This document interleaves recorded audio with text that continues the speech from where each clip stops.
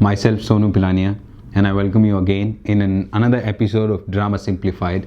Today we're going to talk about another play, and the name of the play is Art.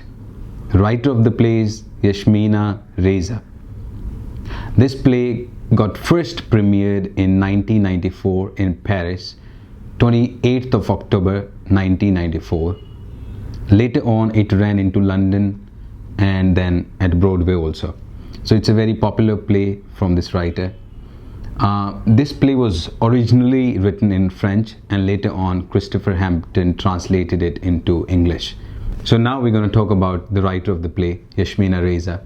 She is an actress, she's a writer, she's a playwright, she wrote novels, and she also wrote screenplay. She was born on 1st of May 1959 in France. Her father was a Russian businessman, and he used to play piano, and her mother used to play violin, and she was from Budapest. At the Nazis' occupation, they immigrated, both her parents. In the beginning of Reza's career, she was an actress basically. So she performed in many plays, and in 1987 she wrote her first play, Conversation After a Burial, which was very popular at that time and won an Moliere Award, which is quite, or you can say, equivalent to the Tony Award. Her second play, Winter Crossing, again won 1990s Moliere Award French production. And her next play, Unexpected Man, also was a famous success, and it was quite famous in different countries like Germany, New York, US, and of course in France. And in early 90s she wrote her very famous play, Art. Art was first premiered in 1994 and won the Moliere and Tony Award for Best Author. So it's quite popular play, which is of course translated and performed in more than 30 languages all across the globe. So now we're going to talk about the characters. There are three characters in the play: Mark, Sarge, and Ivan. So Mark is an engineer, and he is a bit of intellectual, and he has this tendency, or you can say a stubbornness towards the modern art. He doesn't like very much modern art. The another character comes, Serge. He is a dermatologist, and he's a divorcee basically, and on some occasions, he can allowed to see his children. And Ivan works at stationery company of her fiance Catherine's uncles. So these are the three characters in the play. They are friends, and they are friends for last 15 years. So they're very close friends. So basically these are the characters. So now we're going to talk about the plot, basic summary of the play. So play में होता क्या है कि तीन character जो कि mark, surge and Ivan 15 साल की दोस्ती को एक ऐसे बहुत ही शेकी ग्राउंड पे पाते हैं, जब उनको पता लगता है कि उनका दोस्त सर्ज जो है वो एक पेंटिंग खरीद के लेके आ गया है, और वो पेंटिंग जो है वो एक वाइट कैनवस है 5 फुट बाय 4 फुट, और जिस पे वाइट डायगोनल लाइंस भी कहीं कहीं बनी हैं, कहीं कहीं खींची गई हैं, जो कि दिखती नहीं है ऑब्वियसली क्योंकि बैकग्राउंड जो है वो वाइट है. तो इसको जब पहली दफ़ा सर्ज जो है वो पेंटिंग दिखाता है मार्क को, तो मार्क इस पे बड़ा ऑफेंड हो जाता है. एक वोल्केनिक सा रिएक्शन आता है उसका, with so much anger that it's a piece of shit basically, it's a useless thing, why did you buy it. और जब उसको पता लगता है कि ये 2000 और समथिंग 200,000 फ्रेंचेस की एक पेंटिंग जो इसने खरीदी है, तो वो और भी ज़्यादा गुस्सा हो जाता है. ये इंसिडेंट वो जाके अपने दोस्त थर्ड फ्रेंड जो है ईवान उसको बताता है.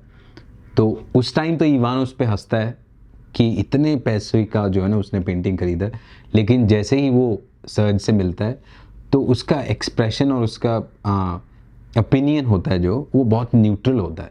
वो बोलता है कि the painting is good but I am not getting the essence of it, कि ठीक है लेकिन मेरे को जो है ना ज़्यादा कुछ समझ नहीं आ रहा इससे, कि इसमें कुछ तो है. तो वो न्यूट्रल जो है ना एक उसका ओपिनियन आता है, जो कि कहीं ना कहीं इस गुस्से को भी एक शांत कराने के उसमें एक हेल्पफुल एलिमेंट हो सकता है. तो बाद में क्या होता है कि मार्क जो होता है वो ईवान पे बहुत ज़्यादा गुस्सा इसलिए भी दोबारा हो जाता है क्योंकि वो बोलता है कि तुम्हारे ओपिनियंस जो होते हैं वो बहुत न्यूट्रल होते हैं, बहुत ही क्या बोलें इसको, डिप्लोमेटिक टाइप के होते हैं, कि तुम्हारा एक प्रॉपर ओपिनियन तो होना चाहिए कम से कम कि ये सही है कि गलत है, ये क्या है कि हाँ ठीक है अच्छा लग रहा है लेकिन समझ में नहीं आ रहा, कुछ तो है इसके अंदर। तो वो इस बात को लेके भी उस पर गुस्सा हो जाता है। सर्ज पे ऑफ कोर्स वो इसलिए भी गुस्सा है कि सर्ज जो है वो मॉडर्न आर्ट में या इन सब चीज़ों में ज़्यादा घुस रहा है जो कि उसको पसंद नहीं है, क्योंकि he doesn't like that much the whole thing. और ईवान जो है उसकी शादी होने वाली अभी, तो उसका अपना एक स्ट्रगल चल रहा है उस शादी में, अपनी मदर इन लॉ, अपनी मदर और अपनी होने वाली बीवी जो कि कैथरीन है, उन सब के साथ। तो ये बेसिकली एक स्ट्रक्चर जो है ना प्ले में चल रहा है। इसके बीच में क्या होता है कि वो तीनों इकट्ठे होते हैं आफ्टर सम नाइट्स और उनका एक डिनर प्लान होता है जहाँ पे ईवान लेट पहुँचता है क्योंकि उसका ये सब जो ट्रबल चल रहा है उसकी शादी को लेके। खैर तीनों इकट्ठे होते हैं और दोबारा इस बार तीनों जो पहली दफ़ा मिले हैं उस पेंटिंग के ऊपर बात करना शुरू करते हैं और दोबारा झगड़ा शुरू होता है। तो इस बार झगड़ा जो होता है वो पेंटिंग से हट के एक दूसरे पे पर्सनली अटैक के तरीके से होने लगता है, जहाँ पे मार्क जो है ना वो सर्ज को बोलता है कि you are not this, you can, I know the Serge who can not buy this painting, you are not the Serge who I know. और वो सर्ज जो है ना वो मार्क को बोलता है कि तुम्हारा जो स्टबननेस है, तुम्हारा एक बहुत ओपिनियनेटेड, बहुत एक नैरो माइंडेड जो माइंडसेट है, उसको मुझे लगता है तुमको तोड़ना चाहिए। कहीं जो है ना मार्क जो वो पजेसिव भी हो जाता है कि हम लोग ऐसे दोस्त हैं, हमें ऐसे ही रहना चाहिए, ये सब चीज़ें उसके अंदर आती हैं। तो सर्ज जो है ना उसको कम्प्लीटली डिनाइड कर देता है कि ये सब नहीं है और ऐसा तुम सोचो भी मत, ऐसा सोचना भी गलत है। खैर, और ये दोनों मिलके फिर ईवान के ऊपर अटैक करते हैं, जहाँ पे वो बोलते हैं कि जिस लड़की से तुम शादी कर रहे हो वो बेकार है, इन सब ट्रबल में ही फंसे रह जाओगे, शादी मत करो तुम। जिस पे ईवान ऑलरेडी इतना ट्रबल में होता है और वो उन दोनों को समझाता है कि देखो ऐसा नहीं है, चीज़ें ठीक हो जाएंगी, सेटल हो जाएंगी और your painting is nice, is not that bad. इस पे देन अगेन मार्क गुस्सा हो जाता है कि ये देखो ये फिर वही सब बातें कर रहा है जो बहुत न्यूट्रल है। खैर ये बहुत ज़्यादा गुस्सा एक भड़क जाता है वहाँ पे और इतना पर्सनल हो जाता है कि सर जो होता है वो मार्क की जो गर्लफ्रेंड होती है उस पर कमेंट करना शुरू कर देता है। वो बोलता है कि your girlfriend is very condescending repellent women, और रिपेलेंटनेस जो है उसकी वो झलकती है जिस तरीके से वो सिगरेट स्मोक को वेव करके उड़ाती है। मतलब आदमी ये भी कह सकता है कि आप अपनी एस्ट्रे थोड़ा सा साफ उधर को रख लीजिए, इधर धुआं आ रहा है, लेकिन वो ऐसा नहीं करती हैं। वो बैठी बैठी धुएं को ऐसे उड़ाती हैं और जिससे दिखे कि देखो तकलीफ़ तो मुझे हो रही है और तुम कितने गधे हो, जो कि समझ में भी नहीं आ रहा तुम्हें कि एस्ट्रे थोड़ा उधर सरकाया जा सकता है या तुम उधर स्मोक कर सकते हो। तो कुछ लोग होते हैं ऐसे जो मतलब आपको बताएंगे नहीं कि उनको प्रॉब्लम हो रही है, लेकिन उनके बिहेवियर से लगता है कि वो सामने वाले को बेवकूफ़ समझ रहे हैं। तो ऐसे वाला वो रिपेलेंट और कॉन्डिसेंडिंग महिला जो है ना उसको रिप्रेजेंट करता है सर्ज, मार्क की गर्लफ्रेंड को, जिस पे मार्क बहुत ज़्यादा गुस्सा हो जाता है और वो दोनों फिजिकली एक दूसरे पे टूट पड़ते हैं। बीच में सर्ज ईवान जो है ना उनको छुड़ाने के लिए आता है और उसको वो उनके कहीं कान वान पे लग जाती है, ऐसे कुछ होता है। तो जैसे ही वो दूर हटते हैं तो वो उन पर ध्यान जाता है कि इसको लग गई है। तो जैसे तैसे करके वहाँ पे ईवान ब्रस्ट हो जाता है, रोने लगता है और बोलता है कि मैं इतनी देर से जो है ना इस चीज़ को बचाने की कोशिश कर रहा हूँ और वो चीज़ जो है वो ये दोस्ती है हम तीनों की, यही तो है एक दुनिया में, मतलब मेरे लिए जो कि बहुत ज़्यादा अहमियत रखता है, बहुत ज़्यादा इंपॉर्टेंस है, और यही अगर टूट जाएगी तो बहुत सारी दिक्कतें आ जाएंगी। तो ऐसी चीज़ों पे जाके जो है ना प्ले थोड़ा सा न्यूट्रल होता है, दोबारा सतह पे आता है जो कि बहुत गुस्से से हाइप पे चला गया है। और जैसे ही आता है तो मार्क और सर्ज जो होते हैं, तो सर्ज जो है ना मार्क को बोलता है कि okay you can do one thing, if you want और let's do it, you can make some changes in the painting. तुम चाहो तो, अगर तुम्हें इतनी ज़्यादा बुरी लग रही है सफ़ेद कैनवास, तो इस पर तुम कुछ ड्रॉ कर सकते हो।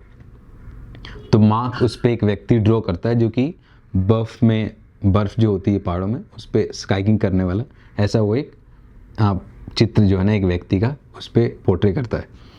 तो इसके बाद वो दोनों उसको उसी पेन से पोर्ट्रे करता है जिस पेन का जो है ना कैप गुम हो गया था in the starting of the play, जहाँ पे मार्क जो होता है वो ईवान से मिलने आता है और ईवान जो है ना वो पेन ढूंढ रहा होता है नीचे, उसका कैप ढूंढ रहा होता है। तो उसी ब्लू पेन से वो लोग मार्क जो है ना वो डिज़ाइन बनाता है उसके ऊपर, और बाद में वो लोग उसको धो देते हैं गीले पानी से, तो गीले एक कपड़े से, जो कि मिट भी जाता है। तो इस पे जो है ना मार्क उससे पूछता है सर्ज से कि तुमको पता था कि ये पेंटिंग ऐसे धोने से वो उतर जाएगा?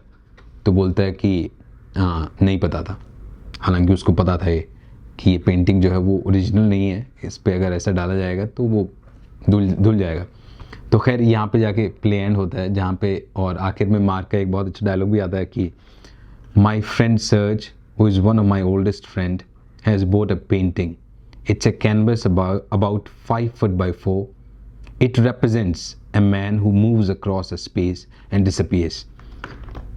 बाद में दोबारा वही पेंटिंग बन जाती है जो पहले थी शुरू में, लेकिन उसको अब एक मीनिंग मिल गया है मार्क की निगाह से कि ये एक ऐसे व्यक्ति को रिप्रेजेंट करती है जो एक बार कभी स्पेस में प्रेजेंट हुआ था and then it disappeared. So basically it's a point of view. Now we will talk about one of a historical reference of the play. So this is basically the plot. You can go and read it. It's quite simple. It's a comedy, and there is this absurdic moments also in the play. So it's a drama comedy and bit of absurd. Now we'll talk about the historical reference. So if we talk about the references of the play, so there is one historical reference, और वो ये है कि 1990 में American economy was doing pretty good, but France की जो economy थी वो बहुत डाउन थी. तो फ्रांस जो है ना वो बहुत ज़्यादा स्ट्रगल कर रहा था अपने आप को ऊपर लेके आने में, ग्लोबलाइजेशन की दुनिया और जो ओपननेस थी उसके अंदर एंटर करने के लिए France was doing a bit of struggle. So ये स्ट्रगल जो है ना वो यस्मीना रेजा के प्ले के अंदर दिखता है, जब सर्ज एक कैरेक्टर है वो एक ऐसी पेंटिंग खरीद के लेके आता है जो कि वाइट एकदम कैनवस है, और वो तो ठीक है, लेकिन उसके बाद जो अब्सर्डिक अमाउंट है उसका 200,000 फ्रेंड्स, जो कि बहुत ज़्यादा अमाउंट है, जिसको समझने में बड़ी तकलीफ़ होती है दो कैरेक्टर्स को, जो कि ईवान और मार्क हैं. और मार्क का कॉन्फ्लिक्ट उसके बाद जो पैदा होता है सर्ज के साथ, वो रिप्रेजेंट करता है डिफरेंट व्यू और point of view of on art, और you can say economy. So there is this reference, there is another reference, ये पढ़ा मैंने कहीं पे कि ये this was a real incident that the writer's friend once bought a painting which was white canvas, और जब वो खरीद के लेके आए तो राइटर और उसकी फ्रेंड जो थी वो बहुत हंसे उसके ऊपर क्योंकि it was funny, simple white paper. So these are the references that the play can be driven from. Set design जो है प्ले के अंदर, if you talk about the set design, it's very minimalistic and simple. Play जो होता है वो surge, Ivan और mark, इन तीनों के फ्लैट्स में जो है ना इसकी सतह है वो ये है. तो बेसिकली जो पूरा प्ले है वो सर्ज के घर पे ज़्यादा होता है, उसके फ्लैट पे ज़्यादा होता है क्योंकि उसने पेंटिंग खरीदी होती है, और मेजरली प्ले जो है ना वहाँ पे पोर्ट्रे होता है, वहाँ पे आधारित है उसके प्लेस पे, यू कैन से. डायलॉग्स जो हैं इसके अंदर, और जो कि कई बार characters major of the time they step out of the stage and they directly talk to the audience their own feeling और their own thoughts. So dialogues और उनके इंटरेक्शन कैरेक्टर टू कैरेक्टर, वो ज़्यादा महत्व है प्ले के अंदर, उसका ज़्यादा इंटरेस्टिंग पार्ट है, ना कि सेट का. Set is very minimum. Interesting चीज़ जो है वो प्ले की वो ये है कि what is art basically. So it's a very subjective matter. It can be different from me, it can be different from you, और different people see different things. There is this quote that beauty lies in the eyes of beholder. So you can put art lies in the eyes of beholder. So it's quite common, it's quite simple thing. लेकिन ये बहुत ही interesting concept है. There is this ways of seeing comes in where suppose एक बच्चा है छोटा और उसको नहीं पता कि जो सामने रखा है उसका नाम कैमरा है, उसने कभी सुना ही नहीं. तो जब मैं उसको पहली दफ़ा ये कैमरा दिखाऊंगा मान लीजिए, तो और मैं नहीं बताऊँ इसका नाम जो है वो कैमरा है, तो ये नाम सुनने से पहले और ये चीज़ देखने के बाद जो एक गैप पैदा होता है जिसको एक बहुत अच्छी बुक है वेज ऑफ सीइंग, जिसके अंदर दिया गया है आई गेस की ऑफ इमेजिनेशन और समथिंग लाइक दैट। तो ये जो एक चीज़ पैदा होती है जहाँ पे आपको नहीं पता कि ये क्या है, ऐसा एक एलिमेंट जो है ना वो इस प्ले के अंदर भी दिखता है जब आप उस पेंटिंग को देखते हैं और आपको नहीं पता कि ये क्या। इट कैन बी समथिंग, जो इवान बोलता है कि there is something in it, I can not grasp the essence of it, but there is something. और मार्क जो है वो कम्प्लीटली उसको डिनाई कर देता है कि ये कुछ नहीं, it's piece of shit, it's a rubbish basically. So this is the whole, the scenario and general concept of the play. If I summarize it, you can say that,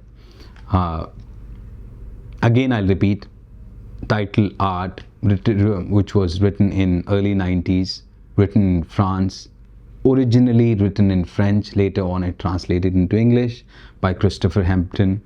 और literary period जो इसका है वो of course contemporary है।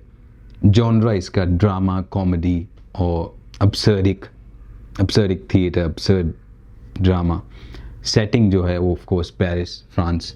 और antagonist जो इसके अंदर है वो है एंट्रियोस, जिसकी पेंटिंग ये लोग लेके आते हैं। अब ये पेंटिंग वाला भी एक बहुत बड़ा सवाल ये है कि बहुत सारे बड़े बड़े म्यूजियम्स में आज भी बहुत सारी खाली पेंटिंग्स रखी गई हैं, और बहुत सारी ऐसी खाली इन द सेंस मतलब single colour paintings, there is nothing into it, और जो आज बहुत ज़्यादा पैसे की बिकती हैं। सो दैट्स अनदर क्वेश्चन कि उनका इतना होना चाहिए प्राइस या नहीं होना चाहिए तो उसके क्या क्राइटेरियाज हैं। These are the open questions and can be debatable. So I guess that's it. That's the play Art by Yasmina Reza. Thank you so much.